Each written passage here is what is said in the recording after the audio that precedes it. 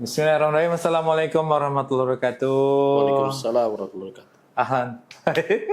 Ya selamat, ini kita lagi datang di Masjid Asrar ya. Makasih Bang Denny. Kita ada program namanya Teras Masjid nih. Siap. Ngomongin semua hal tentang aktivitas masjid. Kemarin kita akan ngomong masalah sound system, program-program ibadah Masjid Asrar dan yang lain pokoknya. Bang Denny ini adalah seorang pemandi jenazah. Serem. Jangan terlalu gitu. Biasanya pemandi jenazah itu, Den, itu yang tua-tua, Den. Masya Allah. Tapi yang Den ini muda nih. Tapi sebelum kesini gue akan nanya nih, Den. Udah berapa lama jadi profesi pemandi jenazah? Atau sekarang bahasanya adalah relawan janais? Nah itu dia. Masya Allah. Makasih. Assalamualaikum warahmatullahi wabarakatuh. Waalaikumsalam warahmatullahi wabarakatuh. Alhamdulillah dan kasih mubarakan fi kamahim wardo. Alhamdulillah nih. Mungkin bukan profesi kali ya, Bang. Ngeri banget nih profesi. Iya.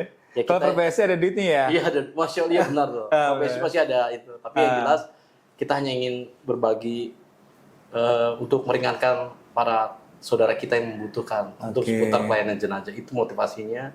Mungkin kalau untuk berapa lamanya, Bang? Setahun berapa sih? Semenjak Astra sebelum pandemi itu, Bang, kita udah jalan 2 tahun, Bang. Baru lockdown tuh, Bang. 2 tahun sebelum pandemi berarti 2019-an. Ya. 2019. Kurang lebih sampai sekarang nih, Bang. Iya. Berapa ratus jenazah yang sudah? Bukan ratus, Bang. Ribu. Dari form yang ada.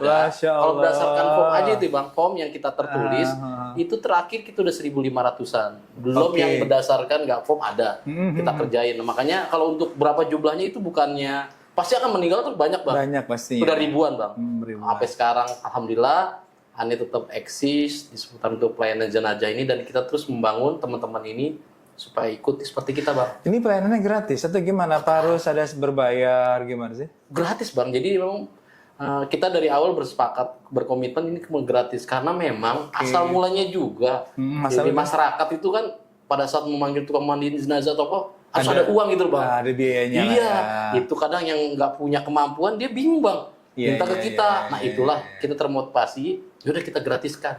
Gratiskan. Iya, jadi untuk membantu juga mereka yang bingung, nggak punya uang ya kita ada kita, udah, insya Allah. Gitu, Bang. Dan kadang-kadang juga ini banyak di masyarakat ya. Benar sih kata lu bilang itu bahwa untuk mandi itu butuh biaya yang lumayan lah ya. Terkadang ada yang sanggup, ada yang tidak sanggup Itu tentunya ya. Nah, kalau yang tidak sanggup ini yang kita bantu banget lah ya. Iya. Free.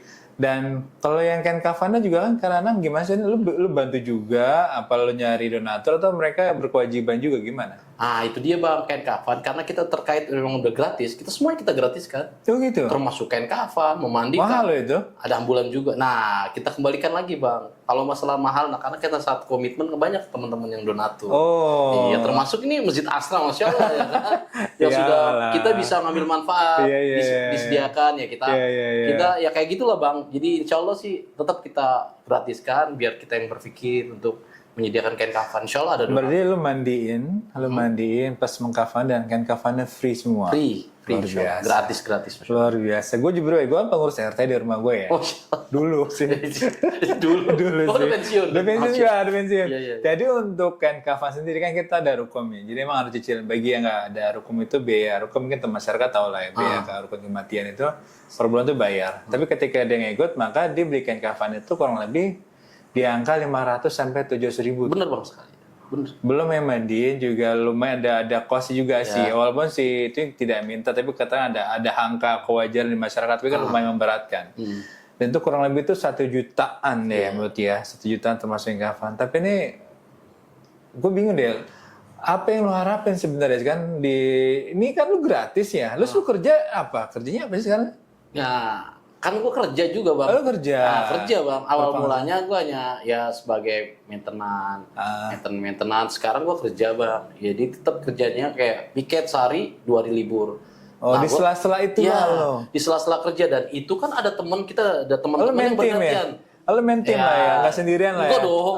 Ya kita nggak Superman mungkin. Enggak. Jadi ada teman-teman yang alhamdulillah sampai saat ini pun kita nggak pernah menolak untuk seputar ada info pelayanan, Pak. Oke. Jadi bergantian, ada teman bisa kita koordinasikan tetap terlayani. Lu kalau nggak salah komunitasnya namanya apa ya? Komunitas yang berjalan sekarang. Iya. Guroba bang. Goroba ya. Guroba Janais ya itu sih nama aja sih bang. Yes. Jadi kan kita namanya ada wadah nih teman-teman punya sering pelatihan. Iya, Kita kasih wadah nih bang. Iya, iya, Di dalam itu udah ada RT dan RW dan semua ya. pelapor-pelapor yang udah kita koordinasikan kalau butuh pelayanan kita. Jadi komunitas Goroba ini salah satunya selain ada kajian juga Mas, Ada. dan juga melayani Janais. Siap. Dan untuk biaya kosnya semua itu memang free ya. Free bang. Oh luar biasa. Free, insya Allah. Ya kita berharap ya kayak teman-teman dan donatur ya kita namanya kita di jalan Allah kasih kemudahan juga. Wah, siap. Kita hanya berbuat aja lah. Ya kan? Yang penting kita punya semangat bang. Kalau ada wadah orang pun yang ngasih kan jelas. Iya. Seperti itu bang. Gue mau nanya dik.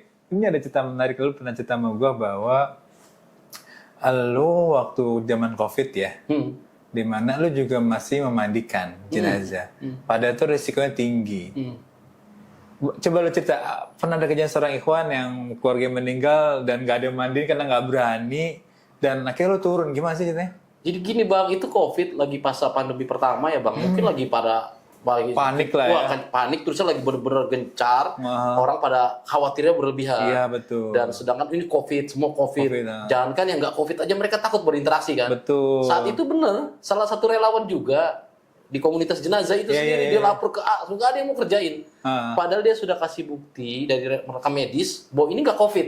Karena kekhawatiran saat itu lagi pandeminya beramai. Iya sih. Ya karena kan nggak mau ambil resiko bang. Sama kayak bokap gua meninggal saat zaman COVID, sangat COVID. Padahal nah itu zaman, di satu sisi saya anak pribadi pun ya punya resiko dong bang. Pasti. Tapi anak berpikir ini harus kita bantu. Nggak mungkin ini fardu kifayah kita. Iya, betul. Sampai anda ditelepon nangis-nangis sudah lapor ke A nggak ada yang mau handle. Ini kasihan nih jenazah orang tuanya kan. Akhirnya saya bilang, saya telepon salah satu teman kita, bang, ini ada orang nih minta bantuan. Tapi kondisi gini, nggak ada yang udah lapor kemana-mana. Katanya ke Bang Denny aja. Sama temennya, siapa tahu mau. Akhirnya beliau nggak mau tuh temen, takut juga bang. Aneh butuh temen bang satu. Karena nggak bisa sendirian lah ya? Nggak bisa sendirian. Karena memang keluarganya pun kebanyakan saat itu ada yang perempuan, jadi nggak bisa bantu kita. Akhirnya saya kasih nomor telepon, dia telepon sendiri ke teman saya itu. Akhirnya teman aneh itu berubah pikir, ayo kita bantu. Masya Allah. Ya kan? Nah itulah kira awalnya itu bang, karena memang terkait hal seperti itu kita pun punya keluarga yang ada resiko. Dan kita udah ngomong ke anak istri bahwa kita ini resiko udah kita tanggung. Kita lebih baik kita berjalan mungkin kena pun atas qadarullah ya bang. Nih gue nggak mungkin gue jadi lu, mungkin gue juga berpikir berulang kali buat bantu jenazah itu ya. Jadi resiko tentang terpapar COVID, tapi satu sisi rasa kemanusiaan tuh hadir ya. Benar. Itu dia lihat. Ini gimana? Masa nggak ada yang ngurusin gitu kan? Sedangkan historinya kan nggak COVID bang. Nggak sehistori jelas. Kondisinya aja di rekam medisnya dia COVID. Cuma orang pun jadi semua di COVID-COVIDin. Sampai salaman takut bang semua. Semua sama takut ya? Serius. Iya pasti. Saat itu kan nggak mau mengurangi interaksi. Jadi ya kita layani, selesai, sudah kita pulang. Menjamin itu luar biasa sih. Masya Allah. Luar biasa. Kita alhamdulillah. Dan gue makasih nih, gue makasih sama lu termasuk bokap gue Lemadin ya. Ya, alhamdulillah bang. Justru kita yang bersyukur bang. Kita bisa ngambil pahala di situ. Iya. Tapi gue cerita sedikit nih bro. Jadi waktu bokap gue meninggal itu karena diabetes gula ya. Ya diperiksa apa udah free lah, nggak COVID. Udah bawa ke rumah ya itu sekali lagi.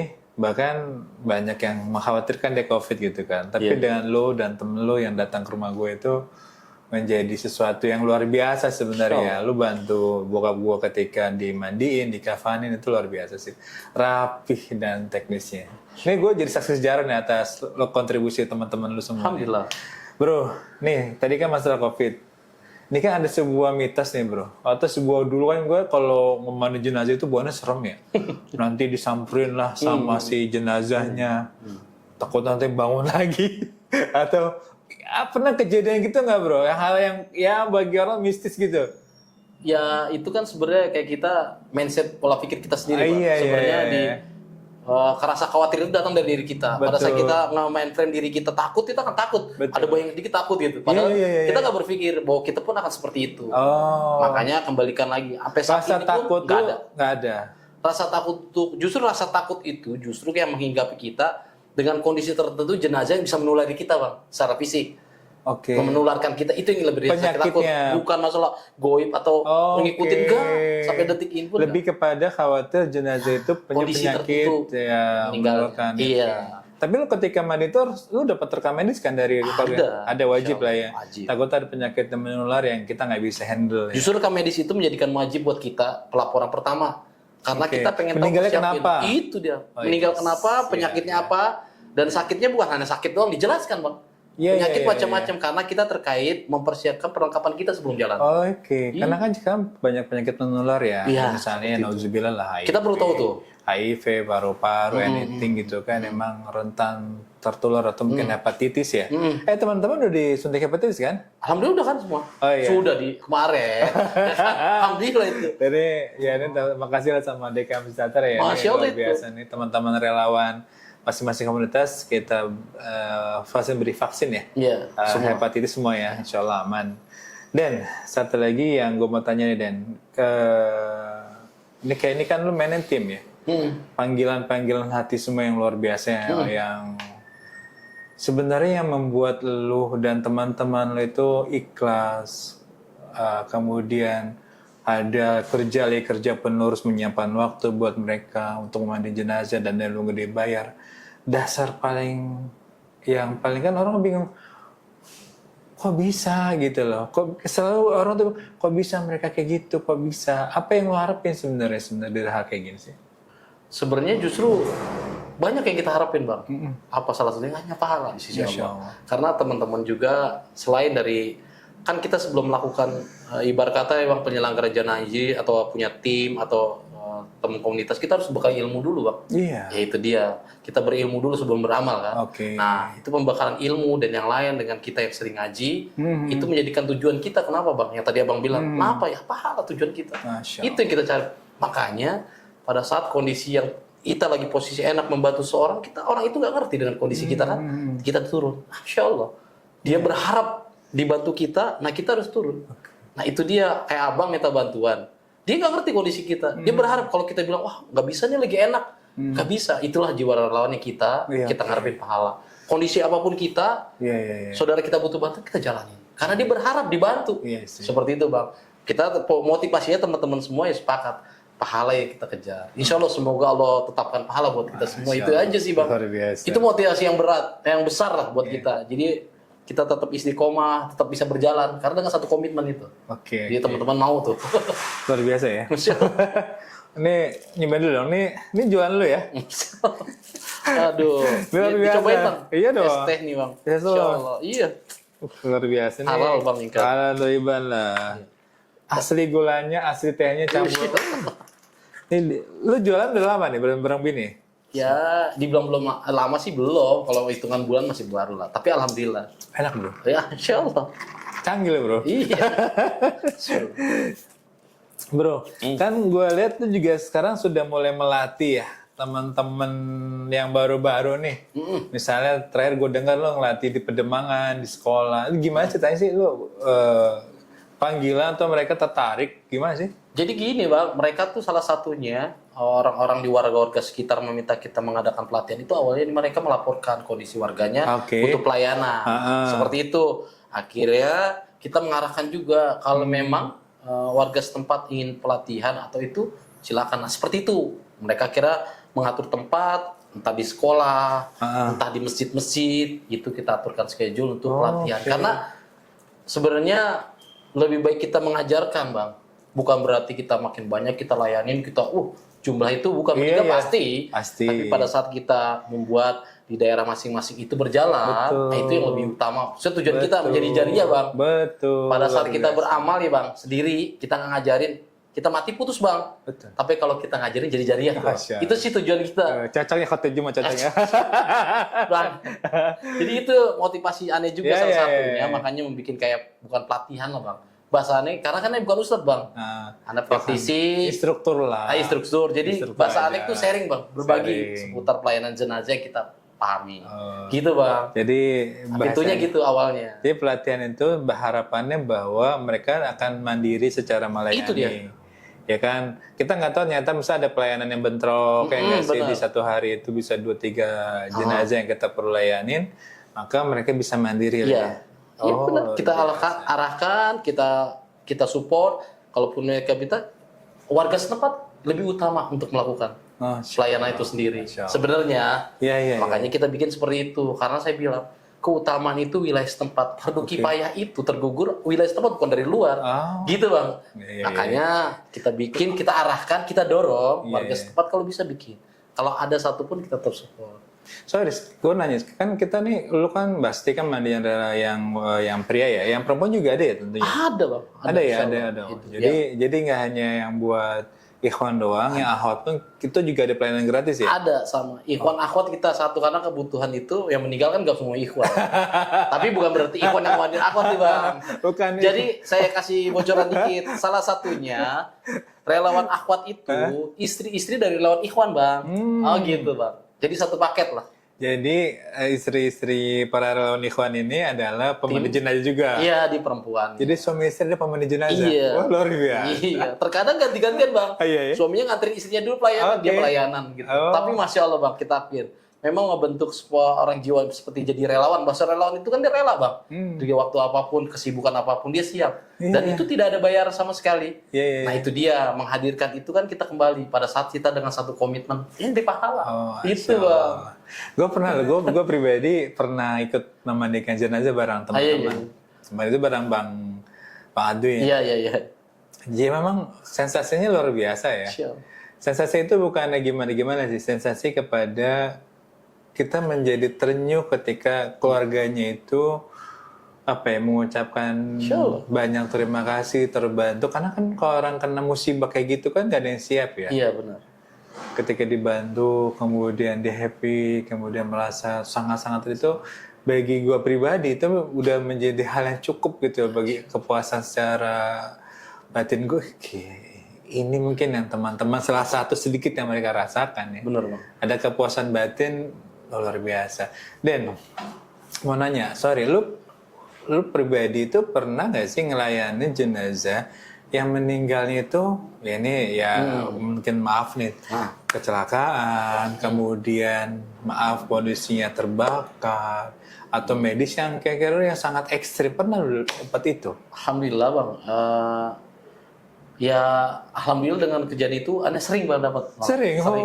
Sering dapat. Alhamdulillah itu jadi pelajaran buat saya. Tapi kan kita nggak bisa menentukan jenazah itu kondisi tertentu. Iya pastinya. Mungkin ada yang nggak dapat, akan nggak jadi pengalaman. Alhamdulillah Bang, yang terbakar 90% ya Bang. Itu yang Anda pernah pegang sendiri berdasarkan lapor itu ada 4 orang. 4 orang dengan beda tempat, itu terbakar 90%. Yaitu salah satunya di daerah Papanggo, itu anak umur masih muda katanya bunuh diri, menyiram tubuhnya dengan bensin, terbakar tuh Bang, hampir tinggal matanya doang. Seperti itu, tapi bisa tangan dengan baik. Nah, itu dia kembalikan yang tadi dibilang, kita belum berilmu dulu sebelum beramal. Semua itu udah kita pelajari, kita belajar juga. Secara fikihnya, secara keilmuan, jelas. Bagi jenazah yang terbakar tidak dimandikan, tapi ditayamumkan.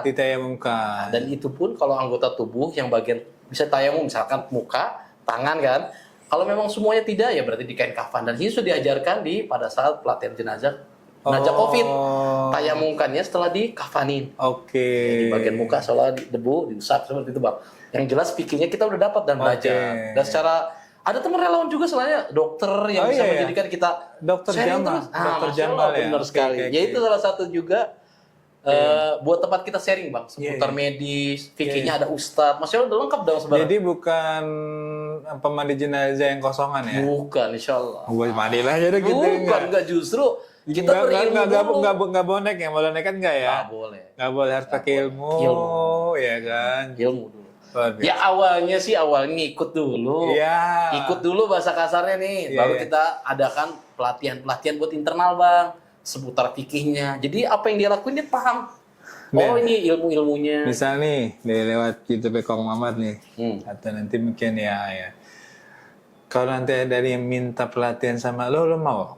Insya Allah ya. Dan ini udah berjalan kok. Insya Allah. Jadi kalau teman-teman DKM yang luar biasa di sana atau komunitas masyarakat yang pengen belajar, lu bisa datang lah ya. Insya Allah Bang. Pahala buat Anda itu. Ditolak ke saya ya. Yang penting waktunya pas Anda libur kerja. Insya Allah bisa. Masya Allah. Insya Allah. Tapi kalau Anda kerjakan itu kewajiban Anda. Iya dong. Bisa Insya Allah Bang. Istri aman ya? Aman Bang. Ini jadi. Masya Allah udah siap resiko ibarat kata punya suami yang sebelum dia kenal udah komunitasnya ngurusin Adalah jenazah. ya. Dia Seorang relawan jenazah ya. Yang penting kita tetap bang, faktor keluarga juga utama. Oh, iya dong, iya Kita dong. bisa Bagi kan ada relawan lain ya, ada relawan iya. lain berganti-gantian ya. Iya seperti itu. Dan kita nggak 24 jam ngurusin jenazah insya Allah. Iya Walaupun inten, adalah waktu buat keluarga. Pasti dong. Siap. Dan makasih banyak hadir di teras masjid ini. Insya Allah menjadi sebuah inspirasi buat teman-teman semua ya. Dan semoga amal jariah teman-teman yang berbagi ilmu terus mengembangkan sayap-sayap komunitas yang lain.